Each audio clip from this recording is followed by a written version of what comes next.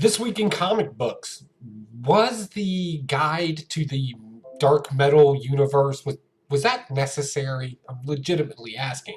Voyage to the Stars was too legit to quit, and Thor #6 was nothing more than awesomeness. All that in the rest of the week's hauls right after this intro.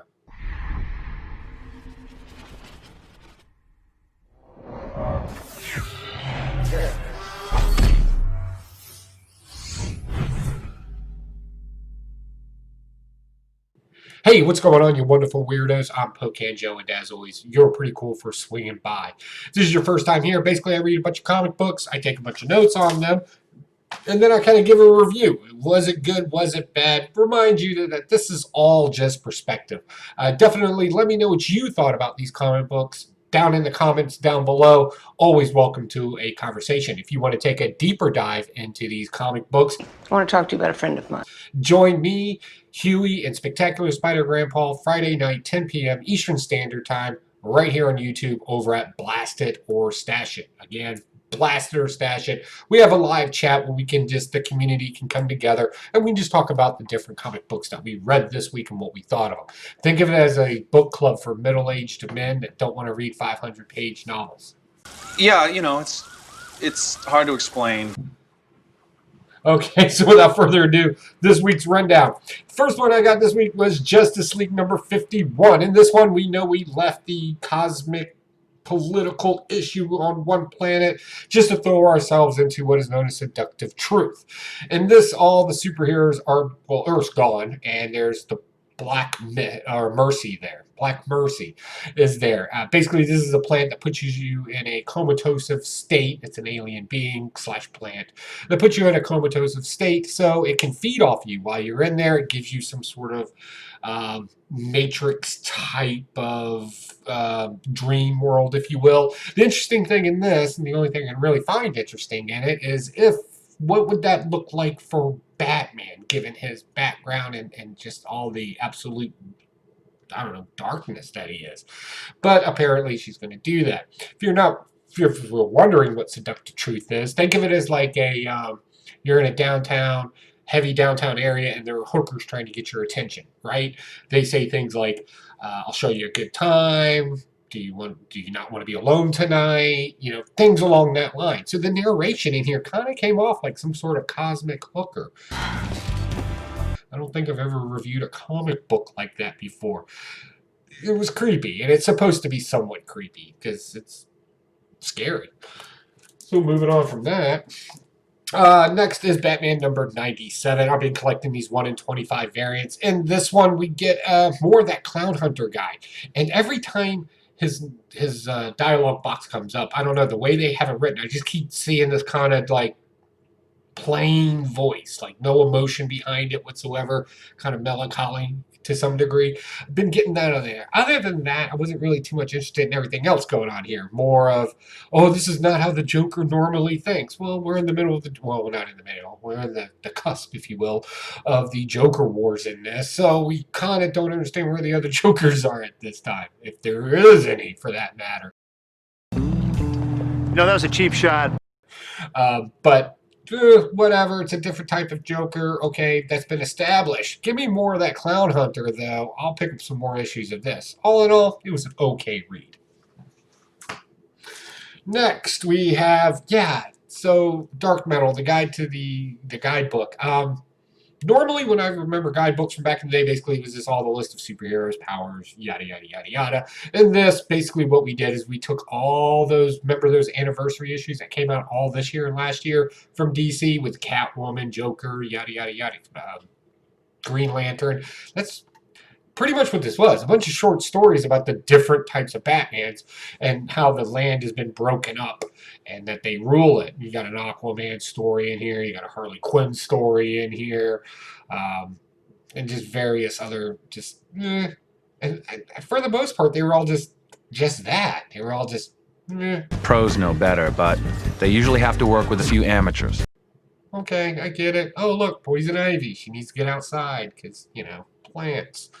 So for the most part, not buying off on it. That'll be a dollar bin book. soon enough. All right, next.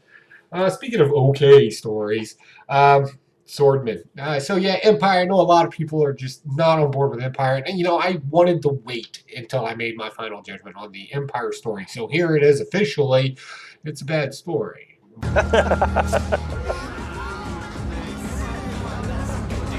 Why is it a bad story? Because there's no real character development.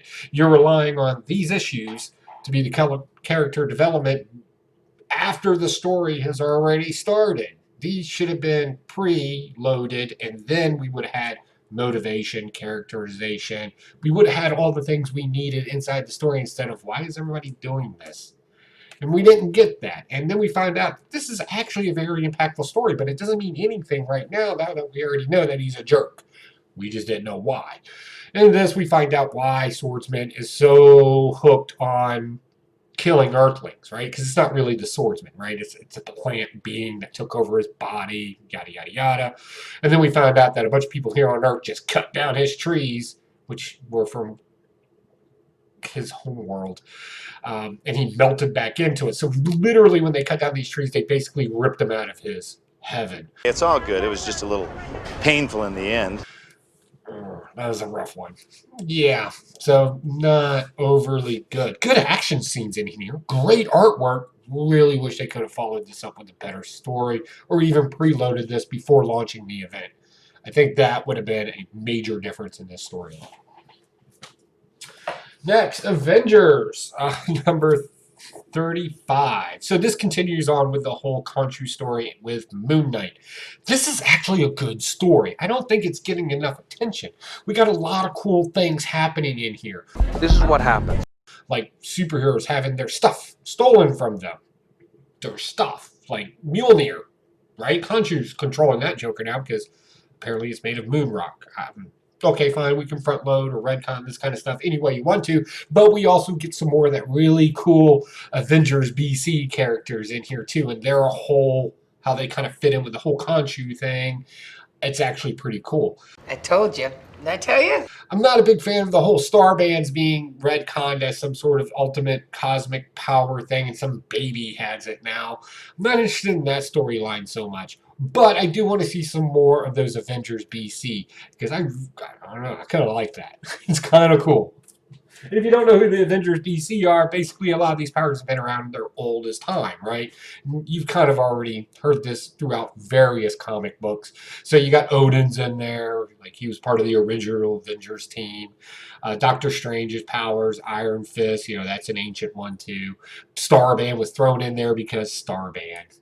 And things along that. My favorite one is the Cosmic Ghost Rider. That dude is literally riding a woolly mammoth. I have that covered someplace where they first introduced him, and it's pretty cool, like legit. All right, next, Maestro. First off, that cover, that's the 1 in 25 right there. Luckily, my comic book store, thank you, Zeno's Comics in Chesapeake, Virginia, saved this one for me, which was super good because I really, really wanted this one. I really like it. So in this, back to being in a comic state with the Matrix, hooked up into the Matrix. Apparently, it's several years into the future, and the machine's breaking down, and old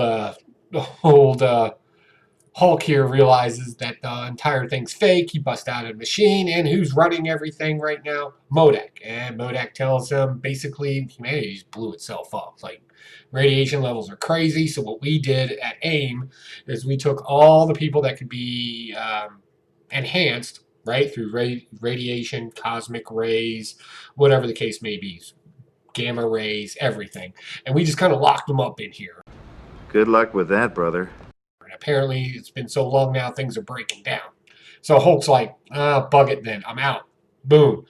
Literally, it was that fast. He's like, I don't want to deal with any of this mess. I'm out. I'm going to go be free. And so now we're going to start that storyline. So that's going to be kind of cool. I'm really, really, really interested in this book, and it's fun to read. Next, my pick of the week. My mind was blown, and it has been consistently good since issue 1. No in-between issues, and that's Thor. Oh my lord. And this one, Thor defeats Galactus. Why? Because, well, he's just tired of his crap.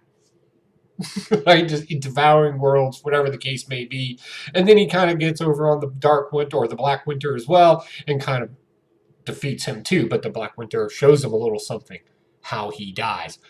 Ooh, the splash, dude, if you read this and you saw the splash page or you saw my Instagram, comment down below, give me a like, something that you saw that.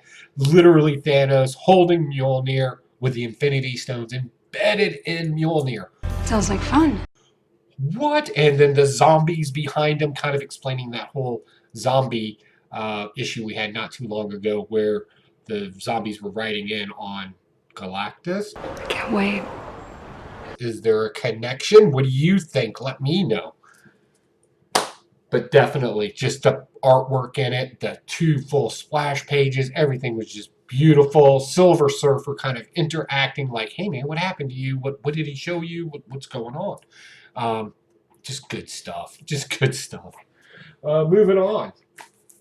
Voyage to the Stars. This is a podcast, apparently, based on a podcast, and it's funny. You have a group of misfits, if you will, space explorer types that thought they were going to go be the heroes of the universe. In fact, they just had to free who was supposed to be the hero of the universe, and due to comical misgivings and egos, right, they kind of, well, they broke what was supposed to be the hero. In fact, I don't need this. No, I'll walk away. I can walk away from this. I want to talk about it. I love the way they verb everything in here. That first we got to go stop the nothing, but first we got to go get the somethings, and that's what they're calling the stuff out there. It is absolutely great. It's like a bunch of, I don't know, drunk middle-aged men sat around in a circle and decided to kind of tell a story. It's great. It's fun. Next, Dead Day. So this started off pretty interesting. You want the full-on disinformation campaign? And then real quick, we find out that, well, it's not that interesting. That's the best way to put it. So once a year, all the dead raise up and they kind of wander around to see their families, and this has become pretty much a tradition. And the problem is a married woman with children takes off with an old ex-boyfriend who's dead to go avenge his death by killing the person that killed him. And that's supposed to keep us intrigued. Yeah, some little boy takes off with another little douchebag boy to go to a party that's an obvious setup for a sacrifice because they think they're going to be able to have sex with dead bodies. That was mentioned in here. And then some over-religious zealots are just taking control and saying what's allowed and what's not allowed. This is just... It's like a weak commentary on political status. It's very weak. Like, it's barely there. And that's me stretching. It's about as subtle as hitting someone with a brick. Next, my favorite Transformer book to date, Transformers 1984, where we're kind of discussing the history, or kind of sort of the beginnings of what caused the whole Cybertron wars. It's kind of like a retelling of it, especially the retelling of the Dinobots. They're retconning it a little bit and making it slightly different than what we're used to if you watched the cartoon growing up. Old school, you know, I like that. But it's still cool. It's still the same characters. It's still the same vibe to it.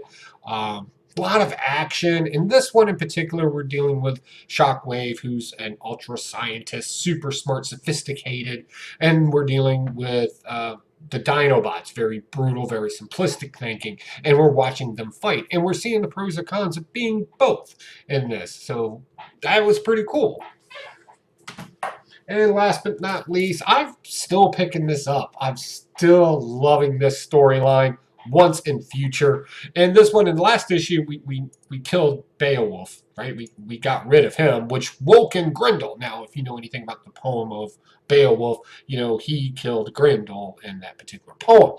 So who's going to kill Grendel in this one? Well, Grendel doesn't really care because Grendel's going to go kill our granny in here. Everything's going to be fine. Not pictured in the cover. I don't even know why I looked at it. But he's going to go kill her at the nursing home. Duncan, her grandson, is trying to get there as quickly as possible. And it's just a mess. It's just an absolute mess. And it's a beautiful disaster. Yeah.